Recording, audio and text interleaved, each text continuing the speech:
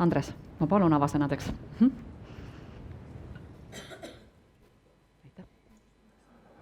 Head kolleegid, et kui ma siia sisse tulin, siis tahvli peal oli ülesanne, et pane kirja oma nimi ja millest sa juhtimisalaselt tugev oled, et mina kirjutasin siia peale visionär. Ja siis ma natuke mõtlesin selle peale ja siis mulle tuli meelde 30 aastat tagasi, et kui ma kooli hakkasin juhtima, siis ma olin ka igavene kihvt visionär. Ma elasin üksi ja peret veel ei olnud ja mis sa ikka õhtu teed, et töö ongi su elu ja kui sa oled valinud sellise eriala, mis sulle pakub rahuldust ja rõõmu, siis ikka lood visioone ja noor indu täis tegelikult üks kihvtim idee kui teine. Panin idee õhtu paberi peale kirja ja lähen hommiku siis kooli ja ütlen õppealajuhatajale, et kuule, tead, mul niisugune kihvti idee, et teeme ära.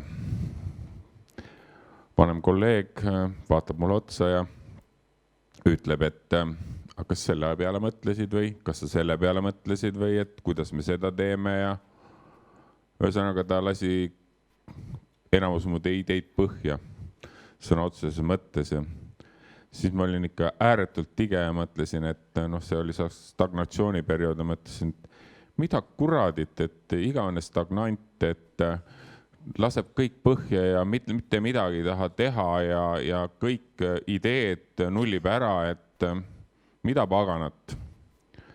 See on niisugune tüüpiline, ma arvan, juhi mõte, kui keegi sulle vastu seisab või keegi esitab võib-olla asjalikke küsimusi. Ja kindlasti tahaks neist lahti saada. Aga õnneks see õpetas mind. Ja ikkagi visioonid ei kadunud kuhugi ja kui ma terve aasta olin üritanud, siis järgmine aasta olin juba targem. Ja püüdsin oma visioone esitada hoopis teistmoodi, et nüüd mitte ainult talle, vaid kaasasin suurema meeskonna laua taha ja küsisin, et kas te leiate ka, et see küsimus on probleemiks, et ehk esitasin küsimuse, et kuidas õppekasvatustöö tulemusi parandada, et kuidas me seda tegema peaksime.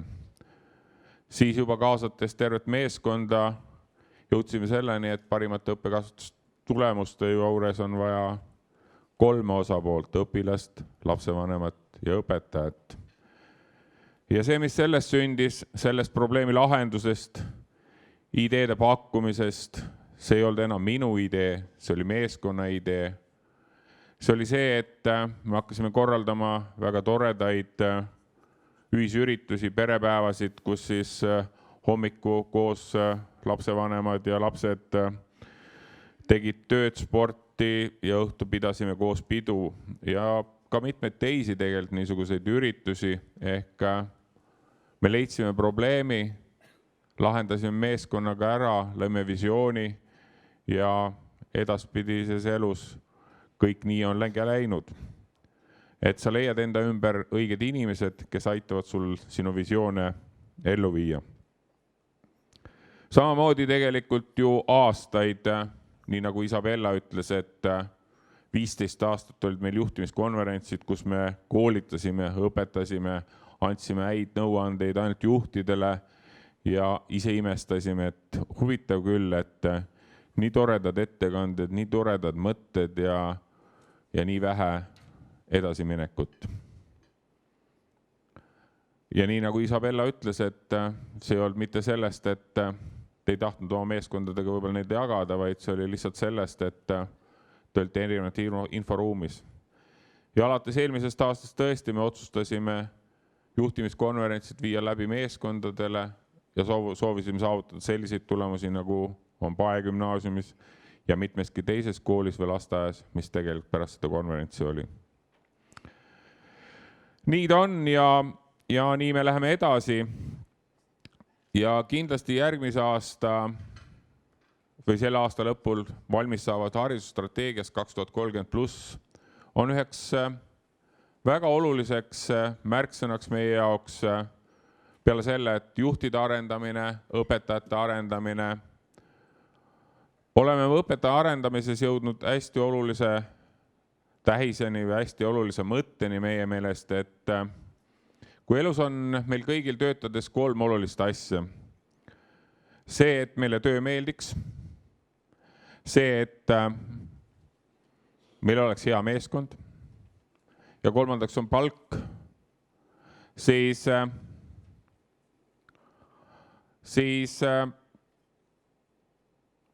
meeskond võib-olla on selles asjas üks olulisemaid ja tähtsamaid aspekte, sest et teil võib olla ju missioon, visioon ja väga palju toredaid mõtteid nagu minul. Üksinda ei tee kahjuks mitte midagi. Teil võib olla ka väga hea palk, aga kui te lähete hommiku tööle ja need inimesed, kes teil vastu vaatavad, ei ole teiega ühes paadis või ei ole teist vaimustunud, siis ka ei vii see kuhugi. Nii et täna me tegeleme meeskondadega. Ja võib-olla kõige olulisem meie jaoks on see, et mulle eriti meeldis aastaid tagasi Mike Klaasseni ühe konverentsi avakõne, kus ta ütles, kui mina oma lapse esimesse klassi viisin, siis klassijuhataja ütles meile, nüüd hakkame koos tööle, nüüd oleme me üks suur ja tore pere. Ja ka meie oma haridusstrateegias näeme võtmerolli haridusstrateegia elluviimisel klassijuhatajatel. Sest klassijuhataja on see, kes esimesel päeval need õpilased vastu võttes moodustab neist ühtse terviku meeskonna, selleks, et need õpilased üksteist toetaksid läbi selle 9 või 12 raske aasta ja et nad vaataksid, kuidas aidata üksteist koostöös vanematega, kuidas luua see niisugune võimas tiim, mis võib-olla ka 50 aasta pärast kokku tulles on ikka ja jätkuvalt üks ja võimas tiim. Ma arvan, kõik teist teavad, võib-olla tunnetavad seda, et mul on klass, mul on klassivennad, klassiõed, kellega me ka täna veel koos käime. Minul oli selline klass, minul oli selline klassijuhataja. Me täna selles vanuses, kus me oleme, me saame hästi tihti kokku ja räägime sellest, mis on olnud ja kui kellelgi on raske, siis me toetame üksteist. Kui kellelgi on midagi rõõmustavat, on see lapse sünd või on see pulmad või lapselapsed, siis me rõõmustame. See on see, mis aitab meil tegelikult läbi terve elu tuua.